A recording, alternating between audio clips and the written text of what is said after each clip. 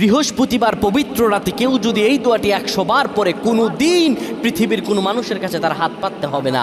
পৃথিবীর সব কিছু তার পায়ের নিচে আল্লাহ হাজির করে দিবেন। দারিদ্রতা থেকে মুক্তি দান করবেন, বিপদ আপদ থেকে মুক্তি দান করবেন, তার সম্মানকে সুউচ্চতা দান করবেন, অসুস্থতা থেকে দূরে রাখবেন। আল্লাহর অশেষ দয়া ও রহম তাকে দান করে দিবেন। সুবহানাল্লাহ। বৃহস্পতিবার রাত এটি গুরুত্বপূর্ণ রাত। এই রাত সপ্তাহে একদিন আসে। আরবিতে রাত আগে আসে, দিন পরে আসে। সুতরাং বৃহস্পতিবারের যে দিন গিয়ে রাত, এটি বৃহস্পতিবার রাত নয়, এটি শুক্রবারের রাত, এটি জুমাবারের রাত, এটি দোয়া কবুলের রাত, আল্লাহর কাছাকাছি হওয়ার রাত। সুবহানাল্লাহ। এই বৃহস্পতিবার রাত আল্লাহ তাআলা বান্দার দোয়া কবুল করেন।